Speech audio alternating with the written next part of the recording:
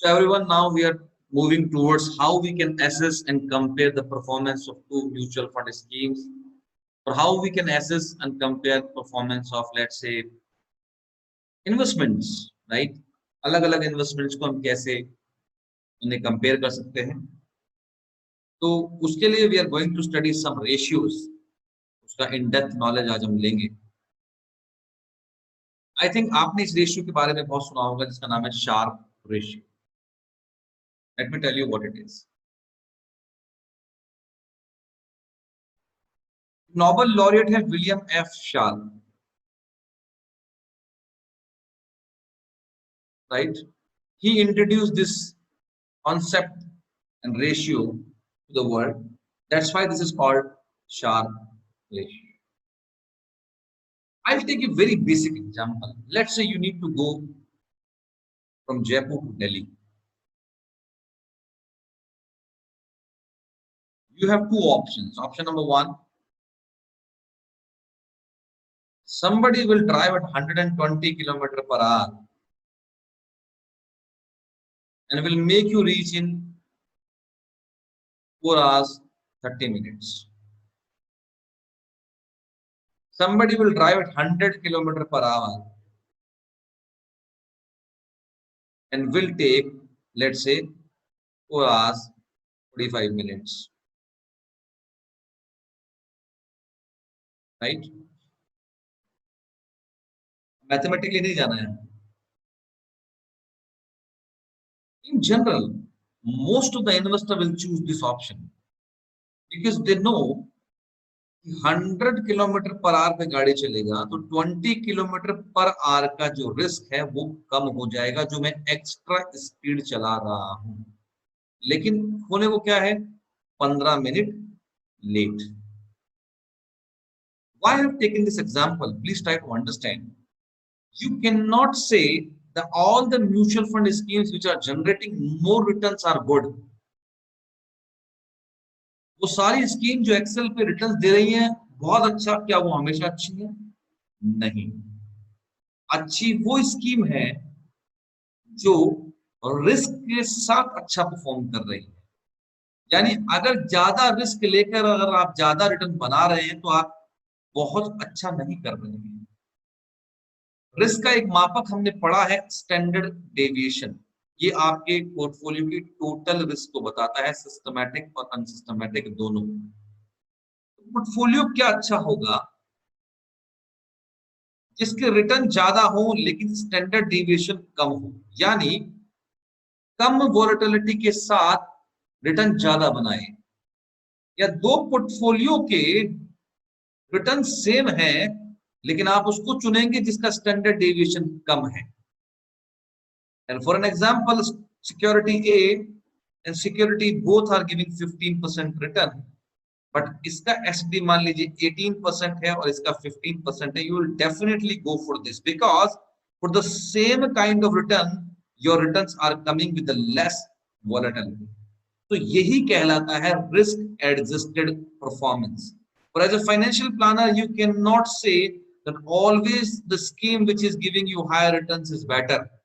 You need to understand that what kind of risk that fund or that scheme is taking, and that risk is basically nothing but standard deviation.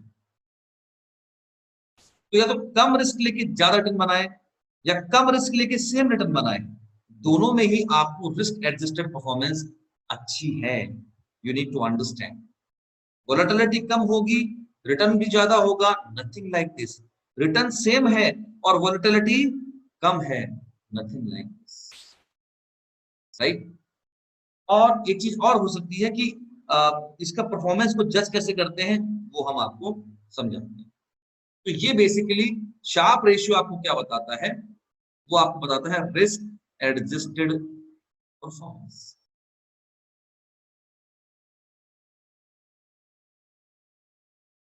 Right? The formula is return of portfolio minus risk free divided by standard deviation.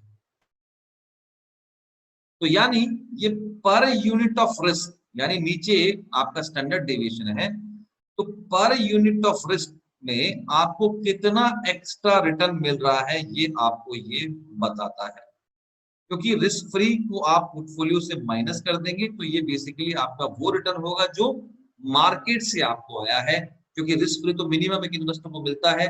आपके portfolio ने ये बनाया, risk free को minus कर दीजिए तो जो बचा हुआ है वो बाजार से आया। स्टैंडर्ड डेविएशन जो लिया है उसकी कंपैरिजन में आपने कितना उसको बनाया है, राइट। अब एक चीज और समझिए, जितना ये ज्यादा होगा पर यूनिट ऑफ रिस्क के एवज में जो एक्स्ट्रा रिटर्न जितने ज्यादा होंगे उतना ही बढ़िया है। इसीलिए इन्फ्रेंस भी निकलता है कि शार्प रेशियो जितना ज्यादा होगा उतनी ही रिस्क एडजस्टेड परफॉर्मेंस उस फंड की अच्छी होगी। बहुत से लोगों को यही नहीं पता होता है कि ये ज्यादा है तो अच्छा है, कम है तो अच्छा है। एक चीज और समझो, रिस्क है डिनोमिनेटर में और न्यूमरेटर में क्या है, रिटर्न्स। ये ज्यादा कब होगा, जब या तो स्टैंडर्ड डेविएशन कम हो यानी रिस्क कम हो, या रिटर्न क्या हो, ज्यादा हो। तो दोनों ही फेवरेबल सिचुएशन है एक पोर्टफोलियो की, right. That's why we say the higher the Sharpe ratio better the fund is. And नीचे वोलेटिलिटी में क्या ले लिया आपने, स्टैंडर्ड डेविएशन। एग्जांपल ले लेता हूं, एक पोर्टफोलियो का रिटर्न जो है वो 15% है, रिस्क फ्री क्या है 6% है, एसडी क्या है 18% है। तो कैसे निकालेंगे, 15% माइनस 6% डिवाइडेड बाय 18%। ये हो गया शार्प रेशियो इस पर्टिकुलर पोर्टफोलियो। अब आप कैसे कंपैरिजन करेंगे उस पे भी आपको लेके जाता हूं, right.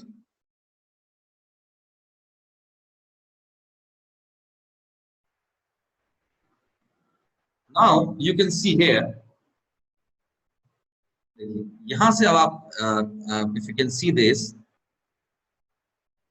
that the scheme which is the highest uh, sharp ratio that has a standard deviation of almost 19%, right।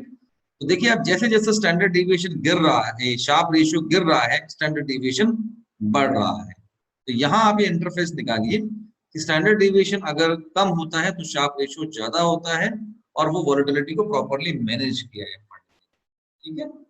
ये देख सकते हैं यहाँ पे, ये increasing trend of standard deviation and decreasing trend of sharpness. Any problem, anyone?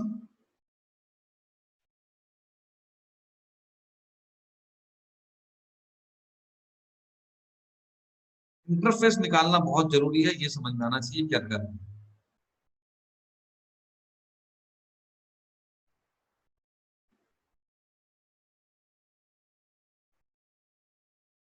So you can read out this now, or easily you can read out all these PPTs. ये सब वही है जो मैं समझा रहा हूँ। Now we come to Treynor ratio, right? देखिए शार्प रेशियो ट्रेनर रेशियो में कोई बहुत ज्यादा अंतर नहीं है। As I told you that Sharpe ratio takes standard deviation in consideration, it means it takes both systematic and non-systematic risk, right? Systematic and non-systematic risk. The formula is absolutely same, return of portfolio minus risk free, but instead of standard deviation, आप use करते हैं beta. Beta is a measure of risk, but only of systematic risk. The standard deviation basically takes into systematic and non-systematic risk. So यहाँ पे आप beta consideration करते हैं, नीचे जो आएगा डिनोमिनेटर में वो बीटा आएगा। तो अगेन ये भी फॉर्मूला आपको रिस्क एडजस्टेड रिटर्न ही बता रहा है, लेकिन नीचे रिस्क क्या लिए आपने, बीटा लिया है। एक बात और समझिए, यहाँ भी ट्रेन्योर रेशियो अगर हाई होगा तो वो अच्छा होगा, that will be better, because risk कहाँ पे है, डिनोमिनेटर में है। और आप कर क्या रहे हो, आप वही एक्सेस रिटर्न पता कर रहे हो per unit of market risk. अभी इसको बोलूंगा तो per unit of market risk बोलूंगा, लेकिन मैं वहां बोल रहा था per unit of total risk because standard deviation ले रहा था, लेकिन यहां ले रहा हूं per unit of market risk because risk कौन सी ले रहा हूं, बीटा। राइट। तो फॉर्मूला बिल्कुल सेम है, इन दोनों का डिफरेंस जो है वो आपका एक्सेस रिटर्न्स है, और वो जितना ज्यादा होगा as compare to the risk taken, उतना ही टर्नओवर रेशियो भी आपका ज्यादा होगा, right. So let's again understand this, यहां भी इसको देखते हैं प्रैक्टिकली। सो ओहो, इन्होंने ट्रेन्योर रेशियो दिया नहीं है रिस्क स्टेट्स में, ये तो आता था भाई। ओके, सो ये देखिए वो टेन्योर रेशियो जो है ना वो बीटा के हिसाब से चलेगा। तो बेसिकली टेन्योर रेशियो को अगर ज्यादा टेन्योर रेशियो होगा तो डेफिनेटली उसका बीटा लो होगा, बीटा जैसे जैसे बढ़ता जाएगा वैसे वैसे वो कम होता जाएगा, राइट। जनरली ज्यादा बीटा होता है तो टेन्योर रेशियो क्या होता है, कम होता है।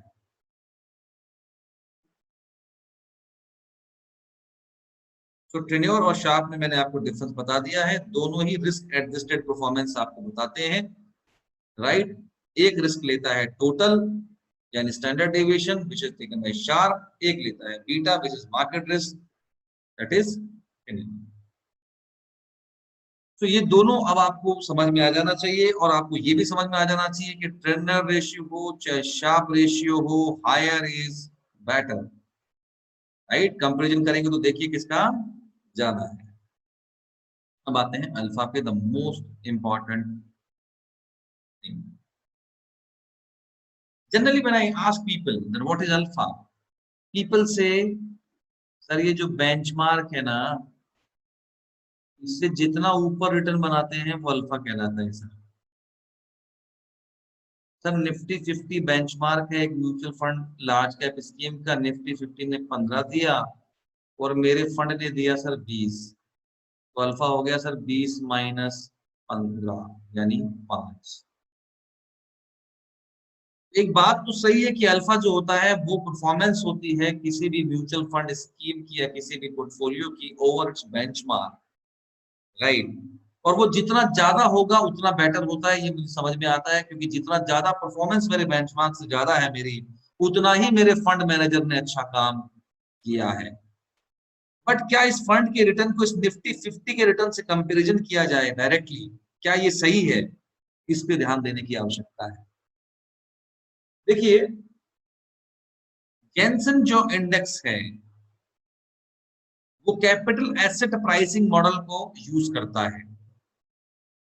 कैपिटल एसेट प्राइस मॉडल जो है वो क्या कहता है कि एक्सपेक्टेड रिटर्न इस बात पे डिपेंड करते हैं एक पोर्टफोलियो के कि उसने रिस्क कितनी ली हुई है। फॉर एन एग्जांपल का फॉर्मूला होता है रिस्क फ्री प्लस मार्केट के return minus risk free into beta. यानी वो ये कहता है कि बीटा के आधार पे आप ये तय करिए कि उस फंड के एक्सपेक्टेड रिटर्न कितने होंगे। अगर आप डायरेक्टली निफ्टी से माइनस करेंगे तो जिसने रिस्क कम ली उसका भी अल्फा उतना ही आएगा जितने रिस्क ज्यादा ली। तो अल्फा किस बात पे डिपेंड करना चाहिए कि उस पर्टिकुलर फंड ने रिस्क कितनी ली है। हो सकता है उसने कम रिस्क लेके ज्यादा रिटर्न बनाया हो तो उसका अल्फा ज्यादा आना चाहिए। तो अब ये पता कैसे चलेगा कि उसके एक्सपेक्टेड रिटर्न क्या हो उस रिस्क के साथ, इसलिए जेनसन इंडेक्स ने कहा कि हम सीएपीएम फॉर्मूले को यूज करेंगे। आपके सामने एग्जांपल लेता हूं, ध्यान से सुनिएगा, कोई तकलीफ हो तो बताइएगा। तो फॉर्मूला है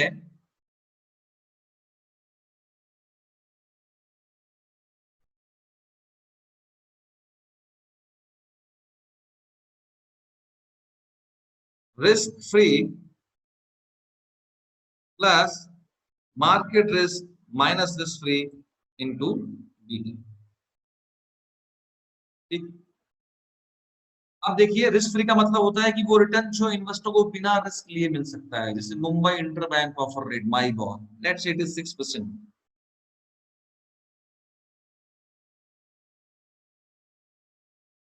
this is risk free return. Risk free का मतलब होता है कि आज की तारीख में अगर मुझे बिल्कुल रिस्क फ्री रिटर्न चाहिए, जहां पे पैसा 100% मुझे 6% रिटर्न मिल जाएगा, ये मान के चलो आप, तो वो रिस्क फ्री कहलाता है। मार्केट रिटर्न, बाजार के रिटर्न, बेंच मार्केट रिटर्न, मान लीजिए वो निफ्टी के 15% है, किसी म्यूचुअल फंड स्कीम का बीटा 1 है। अब देखिएगा, आप यहां समझ में आएगा। अगर बीटा 1 है तो इसका मतलब बिल्कुल क्लियर है कि मैंने मार्केट की बराबर की रिस्क ली है। तो अगर मार्केट की बराबर की रिस्क ली है तो हम तो आपसे एक्सपेक्ट भी मार्केट के बराबर ही करेंगे। करके देखो इस फॉर्मूले में, वही आएगा 15%। कैसे? ये देखो आप,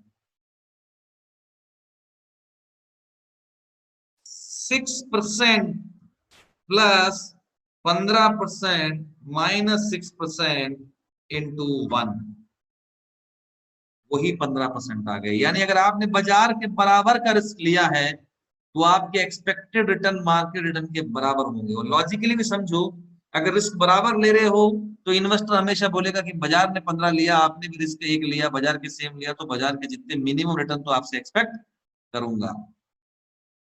लेकिन आपने कहा नहीं, मैं तो रिस्क कम लूंगा, कम लिया है मैंने, तो आपके एक्सपेक्टेड रिटर्न क्या होंगे? इस 15% से कम होंगे, क्योंकि आपने रिस्क कम लिया है। 6% plus 15% is market return minus risk free into beta. Now beta will be 0.8। 13.200 की एक्सपेक्टेशन आपके इन्वेस्टर की आपसे रहेगी अगर आपने लिया है 0.8 का बीटा। मान लीजिए ये दो अलग अलग सिचुएशंस हैं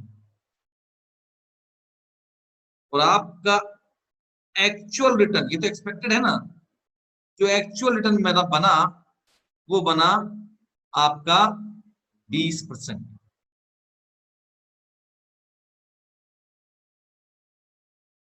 तो इस केस में जहां आपने बीटा 1 लिया है वहां तो आपका अल्फा होगा 5%।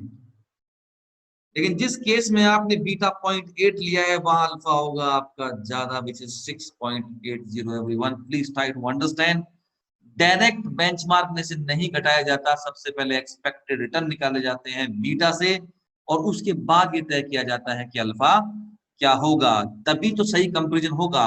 अदरवाइज जिसने बाजार में ज्यादा रिस्क ली है उसका भी अल्फा पास कर दोगे, और जिसने 0.8 से रिस्क ली है बेचारे ने कम रिटर्न रिस्क लेकर आपको रिटर्न बना के दिया है 20%, उसका भी अल्फा पास कर दोगे, तो फिर कहाँ कंपैरिजन सही हुआ? आज आपके चक्षु खुलने चाहिए और आपको समझना चाहिए कि ऐसे अल्फा निकाला जाता है। अल्फा डायरेक्ट नहीं माइनस किया जाता, पहले एक्सपेक्टेड रिटर्न निकालोगे सीएपीएफ के फॉर्मूले से, उसके बाद आप उसका एक्चुअल रिटर्न में से उसे माइनस करोगे। और यही मान लीजिए बीटा 1.2 होता, यानी मैंने ज्यादा रिस्क ली होती, तो मेरी रिटर्न की एक्सपेक्टेशन 15% से भी बढ़ जाती। वो क्या हो जाती? 6% प्लस 15% माइनस 6% इंटू 1.2। और फिर इस कंडीशन में इतनी रिस्क लेकर मेरी मिनिमम एक्सपेक्टेशन मेरे इन्वेस्टर की ये होती, ठीक है, ये मेरी मिनिमम इन्वेस्टमेंट एक्सपेक्टेड रिटर्न होते, और मैं फिर 20% रिटर्न बनाता, तो मेरा अल्फा काफी कम आता, क्योंकि मैंने बीटा क्या लिया है? आज आपको क्लियर होना चाहिए कि alpha is also depends on the beta you have. अब इन तीनों कंडीशन में रिटर्न 20-20-20% ही बने हैं, लेकिन सबसे ज्यादा अल्फा उसका है जिसका बीटा सबसे कम है। सबसे कम अल्फा उसका है जिसका बीटा सबसे ज्यादा है। और बीटा 1 है तो आपकी एक्सपेक्टेड रिटर्न और आपकी मार्केट रिटर्न बराबर होती है, इसलिए आप डायरेक्ट भी अपने एक्चुअल रिटर्न में से बेंचमार्क माइनस कर सकते हैं। I think it must be absolutely clear too. चलो भाई ये क्वेश्चन करो। इसके बेसिस पे शार्प रेशियो, टेन्योर रेशियो और अल्फा तीनों निकाल के बताओ। फॉर्मूले याद नहीं हो तो मैं लिख देता हूं।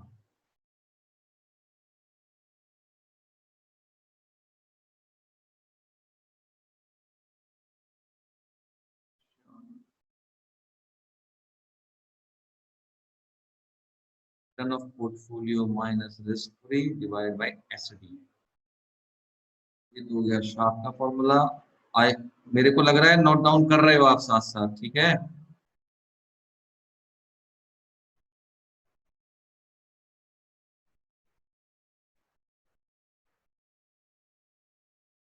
गीता का फॉर्मूला, ट्रेन्योर का फॉर्मूला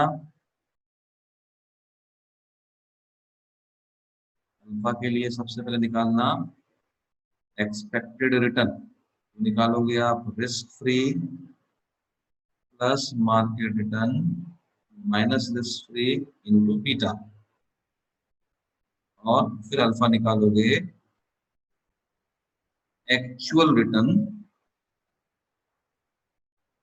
माइनस ईआर। ईआर कौन सा? ER.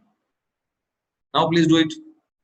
We have to arrange these three different securities A, B, C, right?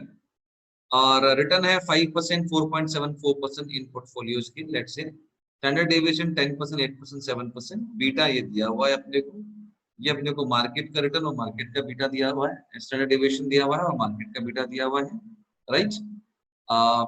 अपने को ये देखना है कि रिस्क फ्री रेट 1.5% है, तो अपने को let's see we have to compare it. सबसे पहले लेते हैं शार्प रेशियो। तो I need to take data first.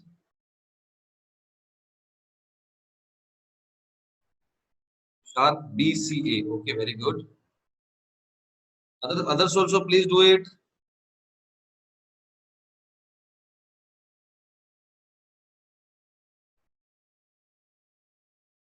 March 4.74.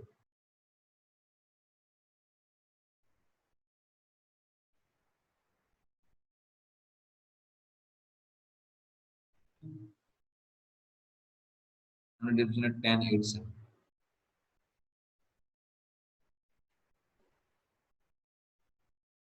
और रिस्क फ्री क्या है? 1.5%। बस यही चाहिए अपने को।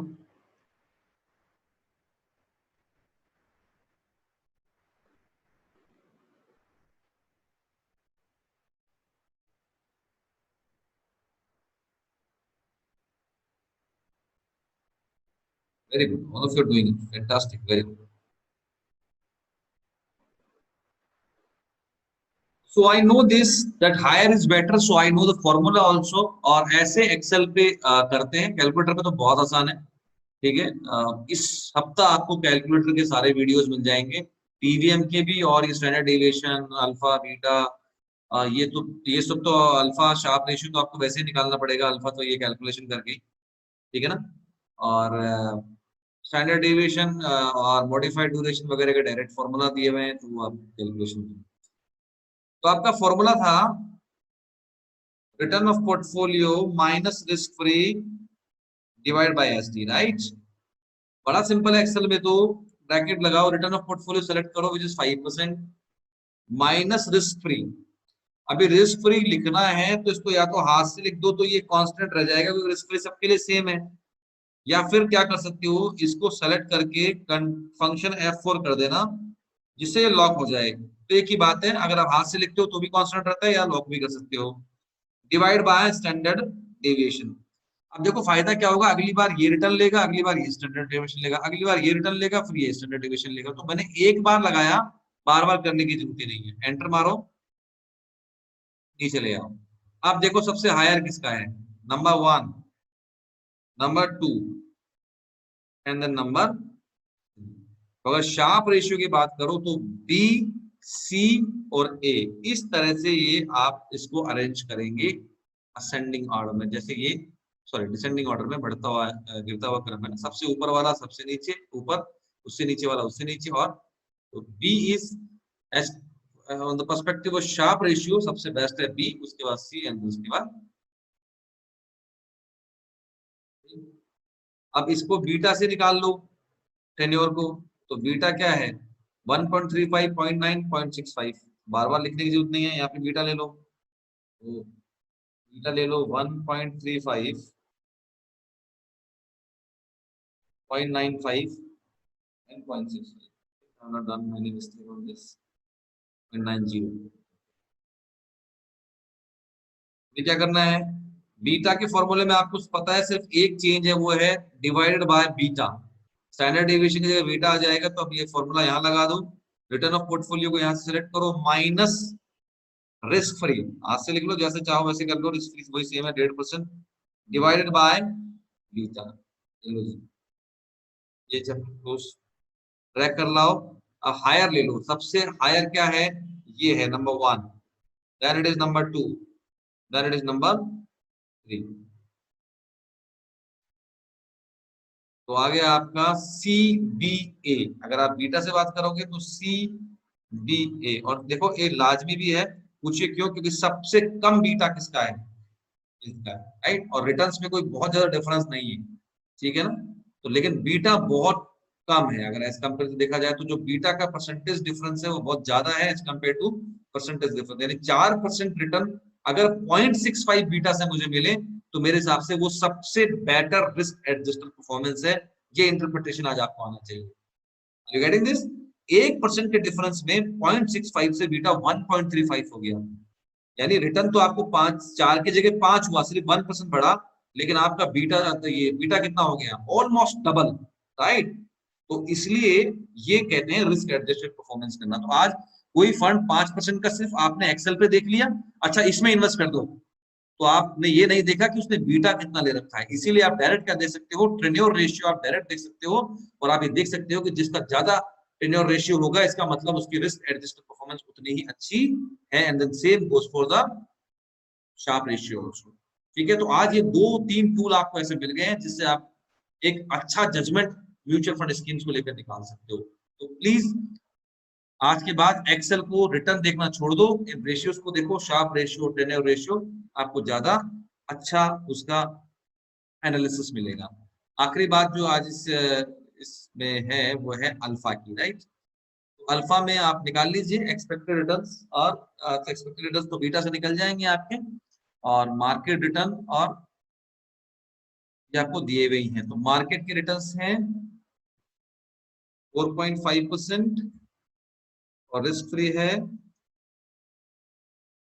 1.5%।